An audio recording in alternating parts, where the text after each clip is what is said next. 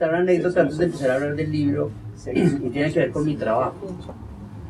Hablando sobre los grupos de paramilitares en los barrios marginales de Bogotá, en una conversación una señora pasaba rápidamente de decir que era terrible lo de los falsos positivos y lo de los paramilitares, a decir, pero es que necesitamos a alguien que mate a esas personas. De alguna manera siento que tristemente en nuestro conflicto nosotros todos tenemos un guerrillero y un paraco en el corazón. Este libro valientemente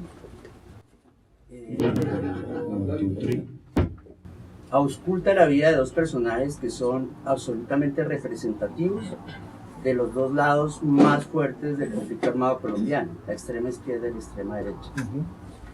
Con la maravilla literaria de que los personajes han crecido en una sociedad casi que juntos, que el autor los conoce, que son de un círculo social cerrado y que terminan siendo uno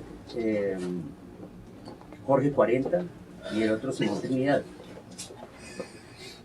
¿Cómo nace la idea de contar esta historia desde esa perspectiva donde no hay juicios de valor, sino donde simplemente le quieres contar a la gente cómo se paren estos procesos? ¿Dónde nació toda esta idea? Fue un proyecto que comenzó en el 2006, en octubre, antecitos, como agosto, septiembre del 2006, en una conversación con los amigos de El Más Pensante, básicamente con Camilo Jiménez, que en algún momento me abrió la puerta a la posibilidad de escribir una crónica sobre, no sobre Jorge 40 ni sobre Simón Trinidad, sino sobre las víctimas de ellos. La idea nació realmente de una crónica que yo escribí ese mismo año para el Festival Vallenato en abril, que se publicó en Don Juan. Entonces de ahí vino la idea de que escribiera algo sobre las víctimas más cercanas de ellos, que son la mamá de Jorge 40 y la hermana de Simón Trinidad, quien estuvo secuestrada mucho tiempo. De hecho fue liberada gracias a la intermediación de Álvaro Uribe, coincidencialmente. El caso es que la idea estaba ahí, la verdad a mí me asustaba muchísimo, no tanto por los personajes ni porque me fuera a pasar nada a mí, sino más que todo por las relaciones de parentesco, el afecto, el cariño, como todo ese asunto de la familiaridad, a pesar de que yo no tengo ninguno de esos apellidos, ni de todas maneras pues crecimos muy juntos y pues hay un tema familiar muy fuerte ahí y yo le tenía como miedo a eso. Me fui para Valledupar a un evento social y justo estaba allá y sale Semana con un titular que hablaba del computador de Jorge 40. En ese momento era así, ahora sabemos que realmente no era, pero el titular era ese. Eso cambió muchísimo porque antes de ese tema, en Valledupar el tema de 40 era absolutamente vedado, nadie lo mencionaba, todo estaba en el aire, daba vueltas por ahí, pero nadie se atrevía a mencionar el nombre. Entonces, el que haya aparecido en Semana como que le permitió a la gente tener de dónde agarrarse para comenzar a hablarlo. Y ahí fue cuando yo comencé a meterme en la investigación, como digo, de ellas dos. Además porque las dos son muy cercanas a mí. Pero le estaba mamando gallo el asunto, que sí, que no, eso está contado en el primer capítulo. Y ese diciembre, el 31, lo pasé con unos amigos en Cartagena. Yo me enfermé la noche del 31, ellos siguieron rumbeando y al día siguiente yo me fui al computador y hubo una frase de Nadine Gordimer que me cambió por completo y dije, hay que meterse al tema. Yo me fui para Valledupar, no volví a Bogotá y estuve 2 años metido completamente en la investigación, que fue además una investigación realmente ardua, un trabajo de copy-paste por todas partes, pegar, sacar de aquí y de allá. Llegó un momento en que ya uno se estaba enloqueciendo por el trabajo en sí de armar el libro. ¿Qué tanto le pusiste de ficción a esta historia para que nosotros la entendiéramos? Primero contemos la historia de ella. Estamos hablando de Josefina Palmera de Pupo, que es la otra voz que cuenta la novela. Y es un personaje que nació durante la investigación. Yo no lo tenía pensado. De hecho, pues la novela se fue armando solita de alguna manera, ¿no? O sea, se fue armando en novela, porque lo inicial era una crónica. Y en un momento cuando ya la investigación estaba súper adelantada, yo era como 6, 8 meses en Valledupar, comencé a sentir la necesidad de explicar el marco, porque de nada sirve contar la historia de ellos si no conocemos el contexto, lo que había alrededor, tanto en Valledupar como en Colombia. Y ahí fue cuando, tampoco lo había pensado, la verdad, o sea, yo comencé a como pensar, tiene que haber, pero no tenía claro qué era lo que había que hacer, la verdad sea dicha. En literatura, cuando uno resuelve 2 preguntas básicas, ya lo demás viene por añadidura. ¿Quién cuenta la historia y cómo la cuenta? Entonces, el lío era ese, quién contaba eso y de qué manera lo iba a contar. Y Josefina se apareció de repente. Josefina Palmera es un nombre que yo tengo en la cabeza de hace como 20 años, que siempre me ha gustado, y por la sonoridad. Y pasó algo, que es como algo muy personal. Hace 30 años, cuando yo estaba en la universidad, cuando iba a Valledupar en vacaciones, mi abuela materna, que es justo la que vivía al frente de los Pupo, siempre, cuando yo llegaba a Valledupar, me agarraba de la mano para mostrarme a sus amigas como con orgullo de mi nieto del universitario.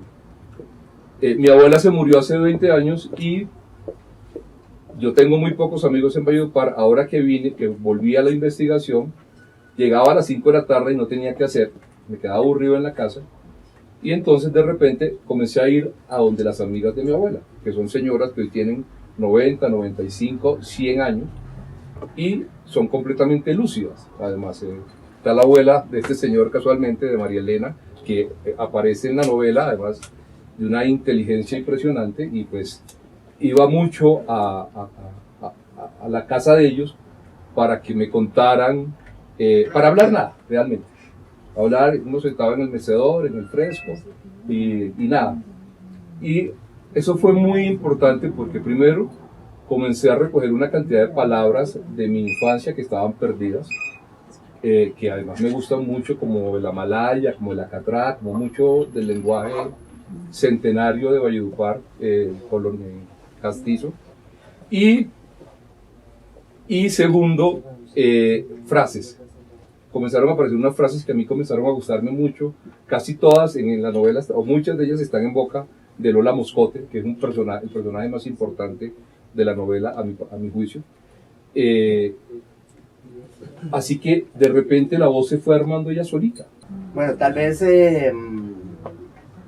algunas personas no habrán leído el libro, no lo conocen, pero narra el origen de 2 personajes muy significativos en la historia de Colombia, que son Rodrigo Tobar Pupo, alias Jorge 40, y Ricardo Palmera, Simón Trinidad, hoy preso en Estados Unidos.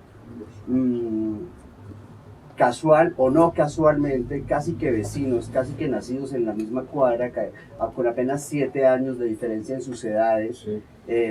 Con las mismas influencias sociales de una sociedad cerrada como es Valledupar, que terminan convirtiéndose en los líderes, por un lado y por el otro, de las fuerzas oscuras de extrema derecha y extrema izquierda del país. El abordaje que hace Alonso es espectacular, porque uno nunca piensa qué hay detrás de la humanidad de los villanos, digamos, entre comillas. A propósito de eso, por ejemplo, ahora con la serie de Pablo Escobar, o cuando si uno habla de personajes como Pol Pot, Hitler, etc., sorprende que tengan unos rasgos de humanidad que uno no esperaría. El mismo libro dice: no les voy a hablar de Simón Trinidad ni de Jorge 40, sino de Ricardo y de cuando eran personas que no habían sobresalido por su violencia.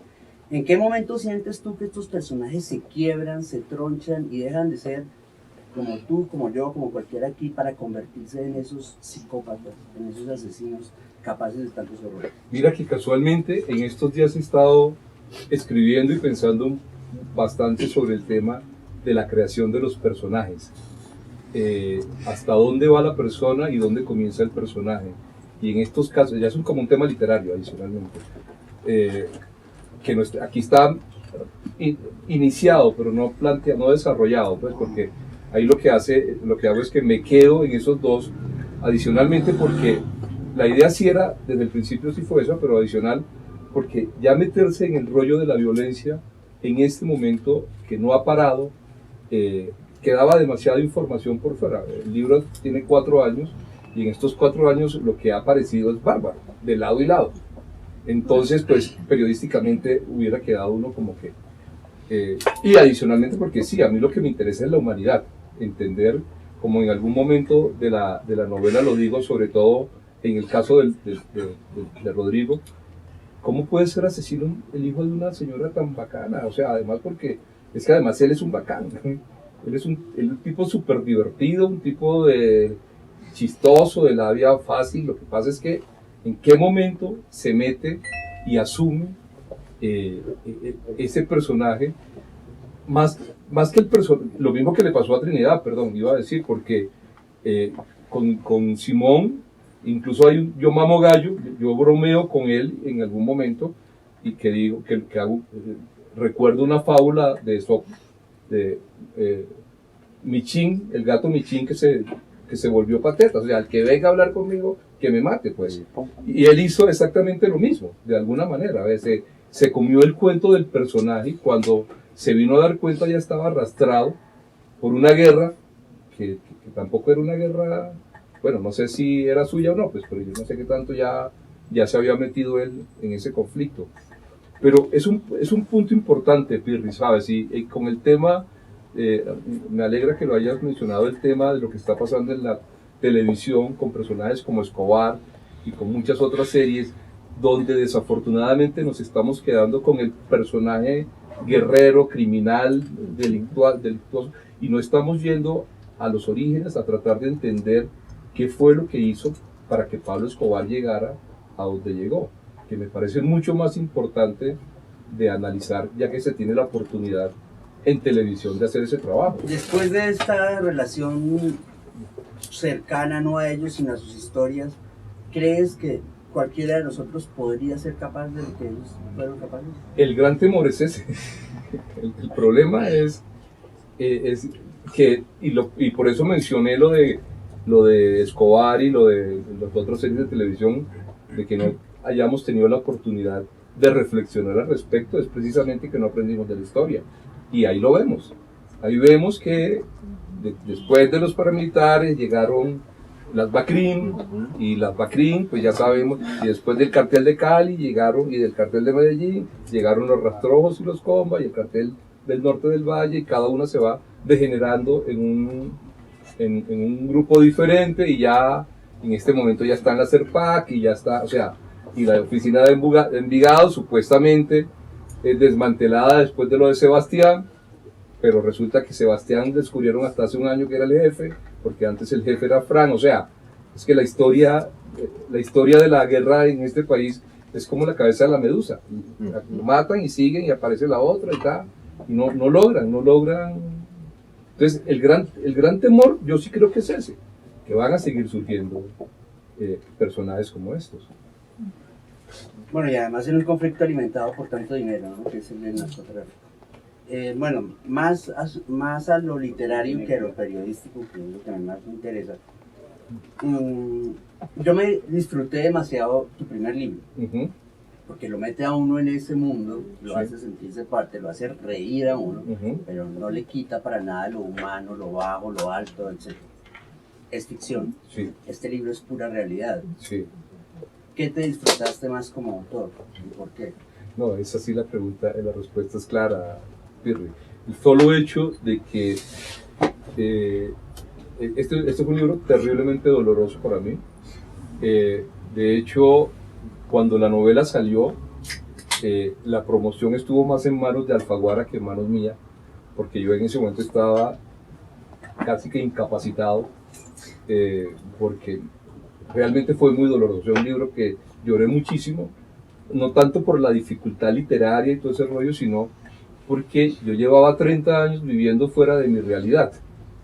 Yo estaba metido en una realidad completamente diferente, con la rumba, mis amigos, el jajaja, y de repente me meto en el tema de la violencia y además comienzo a descubrir a toda una carrandanga de amigos del colegio que ya estaban asesinados, que estaban, o sea, toda la historia de la violencia de manera muy cercana, y comienzo a descubrir unos personajes que eran amigos muy cercanos de la infancia y como que no, ese ahora está, no es que ese, no, queda uno como que mierda, o sea, este libro no tiene humor por ninguna parte.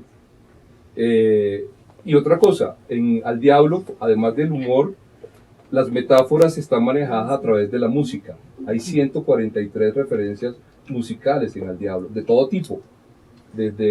Comenzamos con un epígrafe de Leandro Díaz y terminamos con música bailar, merengue. Creo que es lo último que suena. La noche está bien. Ay, es la última que mencionamos. En cambio aquí, eso no lo pude hacer, porque pues cómo puedo hablar de música con un tema tan doloroso, con un tema tan crudo. Utilicé el cine. Hay muchas referencias cinematográficas y al final hay una gran referencia a dos películas que me han impactado mucho en el tema de la guerra, lo del Hotel Ruanda, que aparece ahí con los 800.000 muertos, y una que es mi película de guerra preferida, que es La Delgada Línea Roja, que hago una relación muy fuerte con Valledupar por el tema de la exuberancia y todo ese rollo. Pero pues, si no hubiera sido por eso, no lo hubiera podido escribir, pues porque musicalmente no había cómo.